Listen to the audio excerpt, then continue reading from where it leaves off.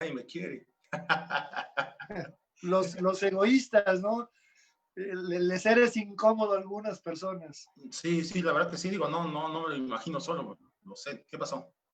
Ya estamos. Bueno, entonces, vamos a esperar unos segundos. Yo mientras voy a compartir aquí la transmisión en todas las redes que tenemos. La transmisión va directo por Baloncesto Lógico, ahí es el espacio para hacer preguntas y demás, pero ahora mismo voy a estar compartiendo en todas las páginas lógicas que tenemos para que la gente pueda seguir la transmisión.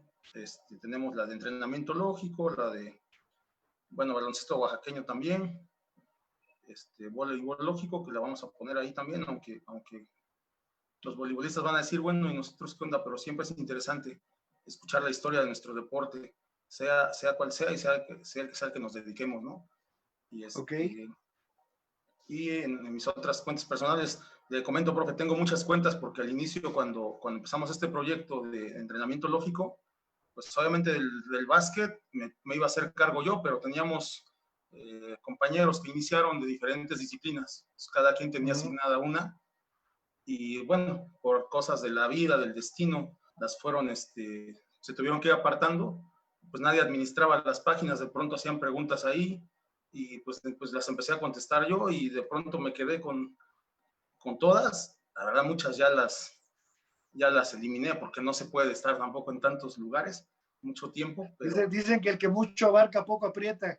exactamente, pues cada vez voy eliminando más, pero aún así todavía me quedan varias porque pues pasa que hay mucha gente que es distinta, ¿no? Entonces, pues si fuera el mismo público, pues total quito una, pero como son gente diferente, pues las he tenido que conservar algunas, sobre todo donde tenemos más público. ¿Cómo ves, Baruch, como cuánta gente ya está ahorita viendo? Bueno, entonces termino de compartir, me faltan un par de páginas nada más y ya le vamos dando. A ver, ya terminó el profe, no se me desespere. No pasa nada.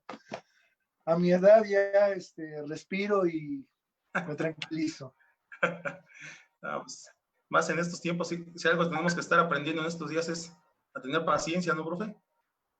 Sí, fíjate que hablando del tema de respiración, qué interesante es el tema de la respiración y y es una herramienta de relajación, de atención, de crear esa atención para poder llegar a la concentración.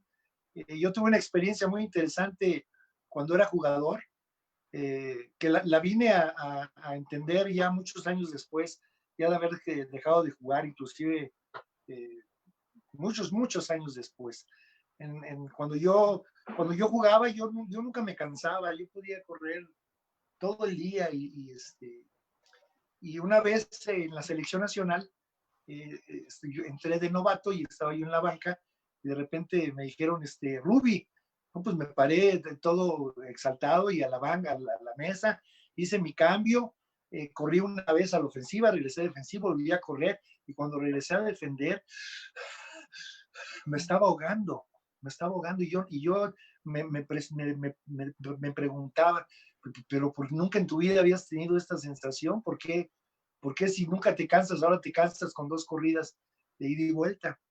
Y tampoco podía yo decirle al entrenador, hoy estoy cansado, o por qué me cansé, ¿verdad?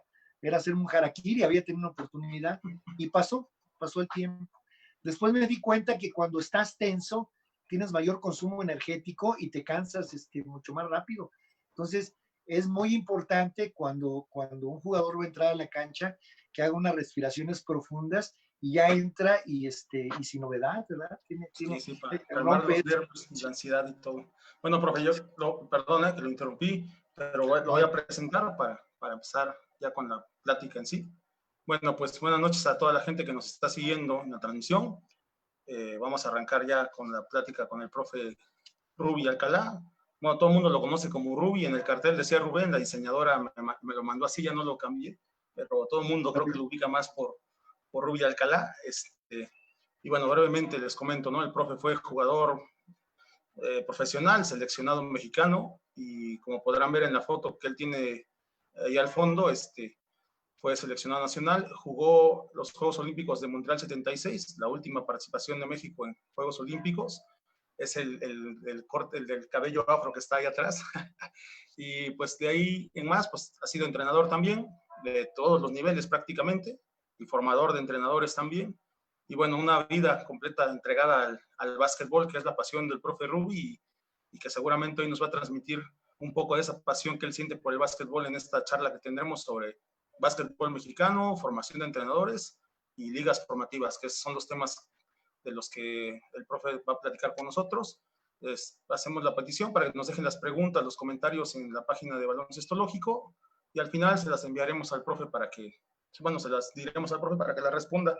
Y un detalle, en unos 30 y algo minutos vamos a tener que salir por un instante por la cuestión del tiempo que nos maneja aquí la plataforma, pero son solo 2 minutos más o menos en lo que volvemos otra vez y pueden seguir la transmisión por esta misma página.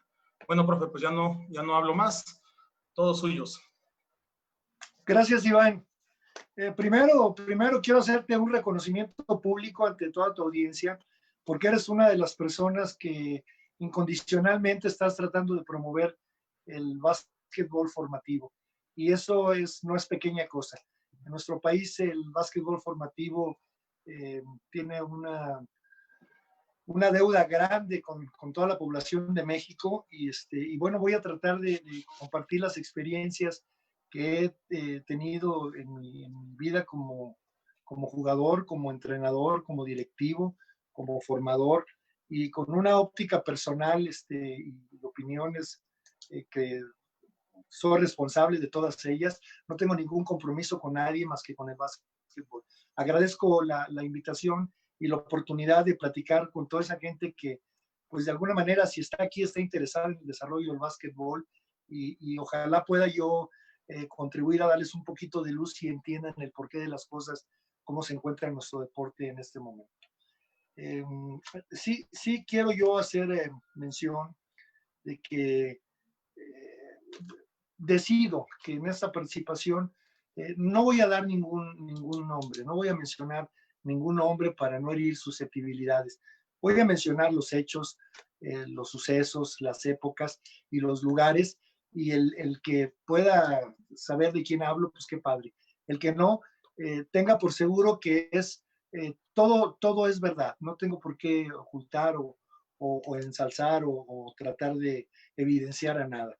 Lo que sí me da mucha tristeza es a mi edad, después de 56 años de transcurrir en el básquetbol de nuestro país, el escenario que veo es un escenario que no me gusta.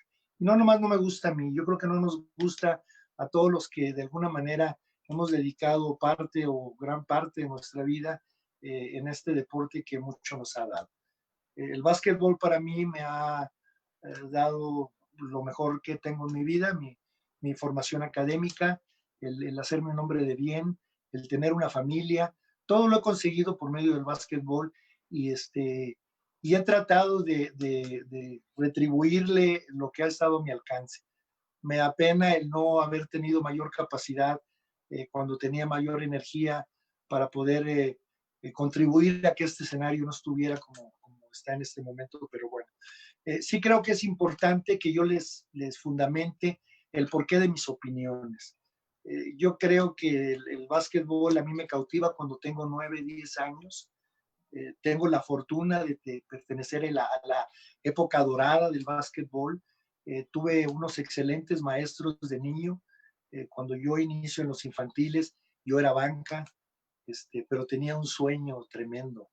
En el año de 64, yo recuerdo que en la primaria escuchaba en un radio de transistores al equipo mexicano jugando en los Juegos Olímpicos de Tokio.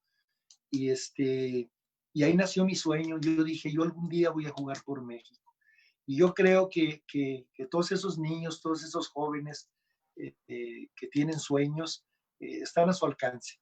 Hay que hacer lo necesario para irlo siguiendo y cada uno en su medida de cuánto lo desee, de qué tantas cosas haga para lograrlo, los podrá conseguir. Yo quiero decirte que en mi vida de jugador, cuando yo llegué a los juveniles, yo representé a la Ciudad de México en aquellos Juegos Infantiles y Juveniles de la Confederación Deportiva Mexicana, y por 4 años mantuve la hegemonía con el Distrito Federal como campeón. Quiero decirte también que en esos 4 años yo fui capitán de mi selección, y eso me hizo a mí tener una proyección importante, porque desde muy chico a mí me gustaba, yo jugaba todo el día y todo el día soñaba y visualizaba yo en aquel entonces la televisión en blanco y negro y veía aquel Walt Frazier de Nueva York o Herman Monroe de Detroit, Earl the Pearl o a Pete Maravich, todos esos íconos de aquel entonces de los 70s, muy tempranos, que me hicieron soñar. Yo quiero decirte que creo yo, porque así fue mi caso, y ya después cuando yo estudié y me formé como docente en el deporte, el desarrollo de un deportista de alto rendimiento dura entre 8 y 10 años. Es una inversión necesaria. Para eso tienes que tener un proceso formativo que te vaya llevando de la mano.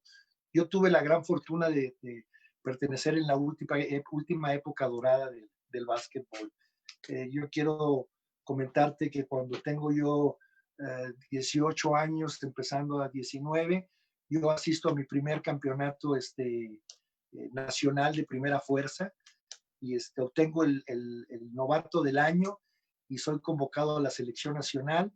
Y 2 años antes ya había sido yo banca en los primeros equipos profesionales que se formaron en la Ciudad de México, en aquel circuito profesional que el profesor Francisco Barraza formó. El profesor Francisco Barraza fue mi maestro en el equipo de la Marina, y yo creo que fue el más grande promotor del básquetbol de la época, porque él formó el circuito profesional y la Liga Mexicana, aquella que existió para puros mexicanos. En aquel entonces había una categoría que se llamaba la Primera B, que era la antesala de la Liga Mayor. Esa yo no la pude jugar porque de muy chico, a los 16 años, me registraron a mí en la Liga Mayor de la Ciudad de México. Y antes había una estructura muy sólida, muy interesante, en la que tú para participar, para cambiar de un equipo a otro desde niño, tenías que tener una carta de retiro, ¿no? Cosa que esto ya no sucede ahora. Ahora tú ves jugadores que brincan de un lado a otro, no tenemos una normatividad. En aquel entonces sí había, y había equipos de Liga Mayor que tenían equipos hasta infantiles, no ese fue el caso de donde yo crecí. Había arraigo por tus colores, había grupos muy bien constituidos, había una liga mayor en el país, siendo la mejor la de la Ciudad de México, y ahí crecí yo, ahí crecí. Cuando yo llego a la selección nacional, déjame decirte, Iván, que en los años 70, antes no te puedo decir porque no participé yo en esos procesos, pero antes era un orgullo ser parte de una selección nacional y te partías el alma y tenías que tener un proceso, participar en esos torneos nacionales y bueno, después había una preselección y como novato sufrías mucho porque pues había jugadores mucho más experimentados, fuertes, desarrollados físicamente como hombres y tenías que competir contra ellos. Pero yo no recuerdo un solo compañero mío que haya hecho algún gesto por decir, no, bueno, pues ahora quién va a dirigir o hoy no voy a la selección, que vaya otro. Era un gran orgullo y yo recuerdo que cuando fuimos al último equipo de la Olimpiada Montreal, nos daban $2 diarios de presa, era nuestro sueldo, por decirlo así, $2 diarios. Los jugadores actuales, sin duda son otros tiempos, ganan miles y si no les pagan no van a jugar. Y bueno, ahora ya no hay procesos. Ahora nos sentimos orgullosos por traer 3, 4, 5, 6, 7, 8 jugadores que su abuelita o sus ancestros fueron mexicanos y que se desarrollan en otra parte de México y de repente solucionan un problema de selección nacional. Y bueno, pues qué padre que vengan y se representen y saquen el pecho por México, pero no son jugadores que realmente crea yo o tenga la idea de que pueden ser producto de un desarrollo del básquetbol. Y déjame decirte que quiero yo poner sobre la mesa detalles importantes que son válidos para que se conozcan y, y se valoren, para que puedan ver el fundamento por qué el básquetbol de México estamos donde estamos. Nosotros, para pasar al boleto de Montreal en 76, tuvimos que ganar un preolímpico, donde no era preolímpico regional, era preolímpico mundial. Ahí nos eliminamos con Polonia, con Checoslovaquia, con Brasil, dejamos fuera a España. Y después de un logro, después de estar 7 meses juntos, Iván, y ganar un torneo proolímpico y faltar 10 días para la Olimpiada, nosotros estando en Hamilton a 2 horas de Montreal, nuestros directivos nos regresan a México, nos dicen que regresemos para ir a ver a la familia o ellos para las entrevistas de, no entiendo yo por qué después de 7 meses de estar concentrados y teniendo un triunfo tan importante para una Olimpiada, te regresan a perder una concentración de 7 meses. Cuando regresamos a la Olimpiada, perdimos con equipos que dominábamos, Puerto Rico, con Cuba. Hubiera sido la selección más exitosa con resultados fuera del país, porque es el mejor equipo en el que yo he jugado, donde había 6 hombres de arriba de 2 metros, donde cualquiera de mis compañeros era parte de un proceso selectivo que fue muy duro, fue muy ganarse un lugar para estar en esa selección.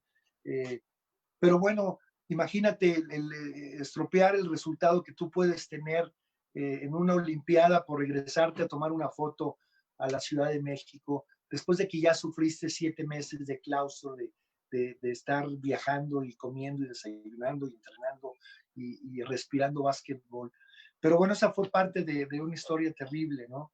Eso no lo sabe la gente nada más sabe que México, nada más le ganamos a Japón, pues sí le ganamos a Japón porque perdimos concentración de 7 meses y ganar un torneo y estar, y en qué mente de un directivo puede caber hacer una atrocidad de esa naturaleza para regresar a ver a la familia o saludar a los amigos o decir hemos clasificado por un lugar a la Olimpiada. Eso es algo que me da mucha tristeza y y empieza una serie de debacles. Yo quiero decirte que yo representé al país en el básquetbol federado. Yo participé como capitán también del equipo militar, nacional militar, en los Juegos de la Espartaquiada, que es lo que el equivalente a la Olimpiada Militar en Cuba, representando a México, y también en la universidad representando el básquetbol estudiantil cuando tuve mi formación académica en Chihuahua. Entonces yo he pasado por todos los, o pasé por todos los procesos deportivos de aquel entonces. Tuve la fortuna de ser el líder, el capitán, y en el 80, cuando vamos al torneo preolímpico a Puerto Rico, yo con 27 años, siendo el capitán de la selección nacional, en el primer juego, después de Canadá, nos cambian de entrenador y yo no vuelvo a jugar un minuto por decisión federativa. Obviamente, digo, y te quitan al entrenador y tu líder capitán es relegado a un lado para satisfacer egos o tomar decisiones erróneas. México no califica, Iván, y yo regreso al país con el equipo nacional y cuando me entrevistan y expongo abiertamente el que íbamos 15 jugadores y 18 directivos con mujeres y todo un show que no va con una participación nacional en un preolímpico, que sucedan esas cosas.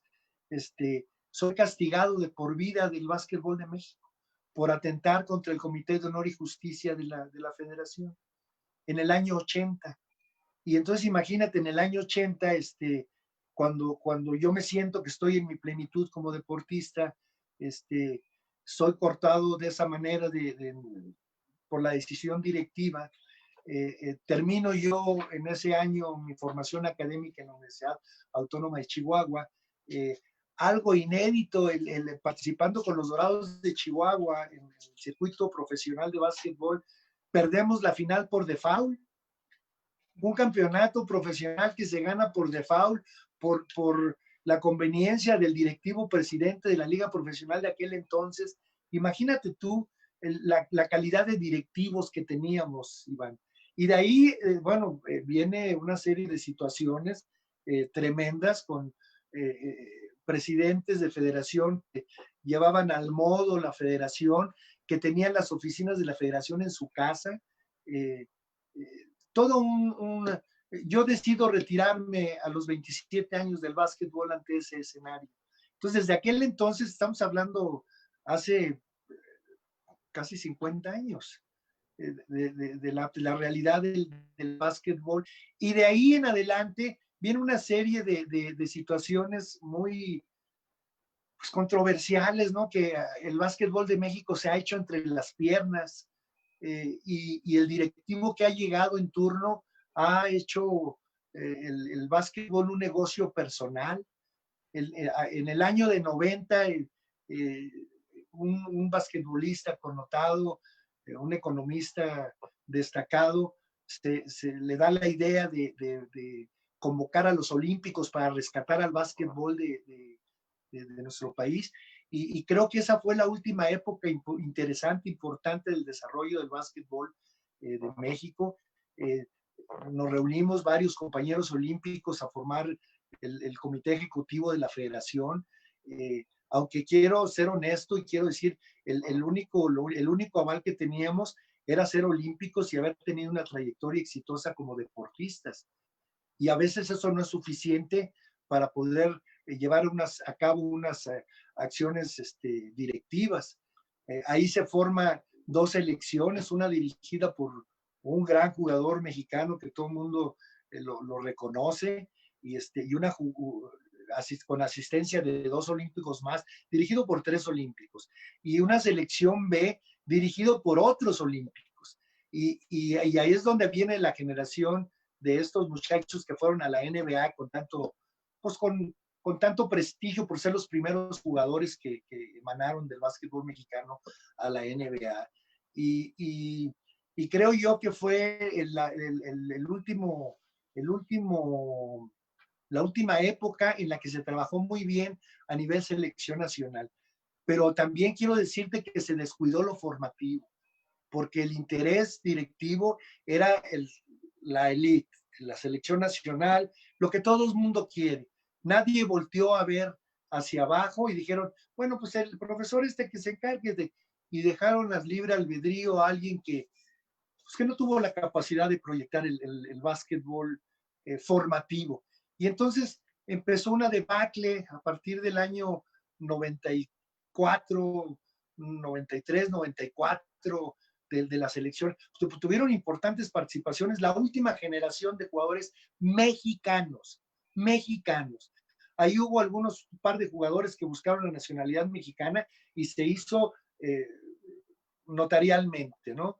Para que esos jugadores mexicoamericanos convirtieran a nacionalidad mexicana y representaran al país. Pero ahí había 25 o 30 muchachos que venían de un proceso de formación de 10 años atrás, que fueron capitalizados por esa camada de entrenadores olímpicos que hicimos, contribuimos a que esa camada tuviera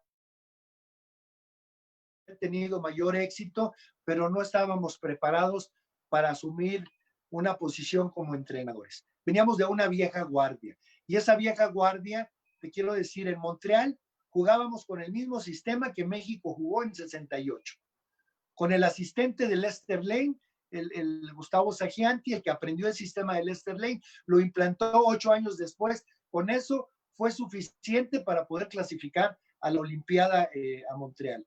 8 años duramos con esa formación. Y los entrenadores mexicanos, yo quiero decirte que entrenadores mexicanos ha habido, y de renombre,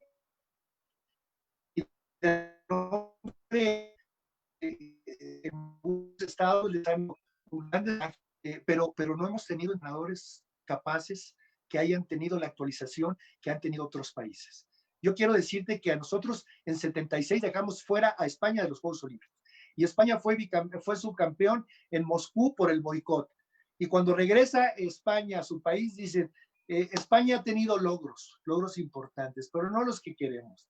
Reestructuraron su estructura, profesionalizaron los entrenadores, los directivos, los árbitros, los médicos, los cronistas, hicieron un ajuste profesional de todos sus ámbitos y veamos lo que es España ahora. Es un referente mundial. Y nosotros, mientras nosotros nos quedamos aquí saboreando nuestras mieles locales y con lo que teníamos, pues no ha sido suficiente. Me gustaría que me dijeras cómo ando de tiempo, Iván, para no perderme mucho y poder abarcar los tres temas que estoy Bueno, ahora mismo, profe, tenemos todavía 7 minutos bueno, 6 minutos para continuar antes de que nos tengamos que salir por unos instantes y ya pues volvemos con 40 minutos más, profe. Así que vamos bien, no se preocupen. Muy bien, bueno, pues este es el escenario que hemos tenido, ¿no? Después vino una época terrible en el que había un personaje que todo el mundo decía, no, es que él es el culpable de la falta. No puede haber un solo culpable. Fuimos todos en permitir que las cosas se dieran como se dieran. El México arrastró la cobija por muchos años. Entrenadores iban y venían, argentinos, puertorriqueños, americanos, uruguayos, de todos tuvimos. Y hasta que llega el entrenador español a tomar y el tema ese de los 12 guerreros, ¿no? Que bautiza a la gente. Digo, todos los entrenadores menores de 40 años no saben que teníamos una historia importante, que competíamos a nivel mundial. Ahora se conformaron con ver a 12 jóvenes jugando con el corazón, representando a México, pero a mí no me parece honesto que el básquetbol de México no pueda ser representado por jugadores mexicanos o que tengan formación en nuestro país, pero hemos sido culpables de eso porque no hemos garantizado el desarrollo de nuestros jugadores, porque creo yo que los que hacen la diferencia de crecer o no crecer el deporte en un país son los entrenadores, y como nuestros entrenadores han sido producto de una transición de ser jugador a ser entrenador y llevar sus tareas profesionales con lo que les dio su experiencia como jugador. Veamos quiénes son los más ganadores, los entrenadores mexicanos más ganadores. Se han hecho a base de bayoneta. Yo tengo un gran respeto por todos esos mexicanos que sin tener la oportunidad formativa que se le hayan dado el staff directivo de nuestro país, porque nadie, Iván, nadie, todos los entrenadores que nos escuchan, ha sido capaz de trazar una ruta por la cual los entrenadores mexicanos tengan la oportunidad de desarrollarse profesionalmente como lo hacen otros países. Y eso ha hecho que perdamos la identidad. Nuestro básquetbol no tiene identidad. Tú ves jugar a Brasil y sabes cómo juega Brasil. Lo puedes definir, cómo juegan los uruguayos, cómo juegan los argentinos, cómo juegan los puertorriqueños, cómo jugamos los mexicanos. Pues una vez con el concepto puertorriqueño y otro con el cubano y otro con el argentino y ahora con el español y vamos, qué tristeza, ¿no? Qué tristeza que estemos así, pero hemos sido nosotros producto de eso. Yo me gusta mucho y envidio yo ese espíritu argentino, esa identidad, esos 5 entrenadores que llevaron de la mano, alternándose el equipo nacional hasta llegar a conseguir ese Dream Team argentino. ¿Por qué no hemos podido hacer eso aquí en México? Por nuestra idiosincrasia, por nuestra incapacidad, por nuestros malos directivos, por nuestro egoísmo, por nuestra... Es un ambiente que se ha generado por muchos años que ha llegado a donde estamos. Y ahora nos ponemos muy orgullosos de que tenemos un jugador NBA, porque su abuelita tiene sangre mexicana y todos orgullosos de que un mexicano está en la NBA. Digo, son como espejismos a los que nosotros los mexicanos y cualquier individuo quiere creer en algo. Y cualquiera que se postre como este jugador, digo, yo no tengo el gusto de conocerlo, pero vamos, el último grupo de los famosos guerreros, ni el himno nacional cantaban porque lo desconocen y en muchas ocasiones, no, pues yo no voy a la selección porque ahora está o denme tanto y voy. Digo, ha sido un escenario muy triste que nos ha llevado a donde estamos, Iván. Y lo digo con mucha tristeza. Reconozco la labor de los entrenadores destacados de nuestro país, de esos entrenadores estudiantiles que en el mejor de los casos han sido arropados por instituciones que les dan la oportunidad de tener jugadores de calidad por medio de becas. Pero todos esos otros que no tienen ese escenario, esa oportunidad, todos esos entrenadores mexicanos que a veces tienen que barrer la cancha para que puedan entrenar sus niños o para quitar los charcos de agua o de poner las redes o de prender las luces. Todos esos entrenadores que trabajan con pasión. Yo tengo un gran reconocimiento por todos ellos y me apena mucho que los directivos que hemos tenido en los últimos 30 años no hayan sido capaces de darles las herramientas. Y ahora en el siguiente bloque voy a hablar del tema de la formación de los entrenadores que han tenido, porque yo he sido parte de eso y puedo hablar con los elementos en la mano.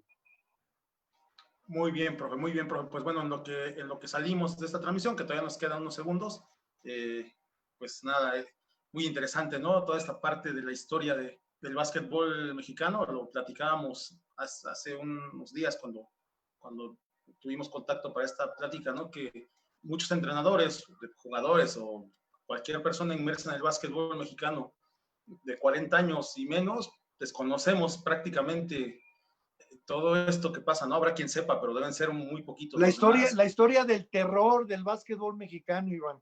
La historia del terror del básquetbol mexicano. Así es, profe, pero bueno, como decía usted, ¿no? Y como dice tanta gente, pues, si no conocemos nuestra historia, pues cometemos siempre los mismos errores, ¿no? Y estamos donde estamos precisamente por eso. Vamos a salir unos segundos, en 2 minutos estamos de vuelta, por favor, y continúa la charla bien interesante y bien intensa aquí con el profe Ruby Alcalá. Vamos para afuera, profe. Gracias, Iván. Bien.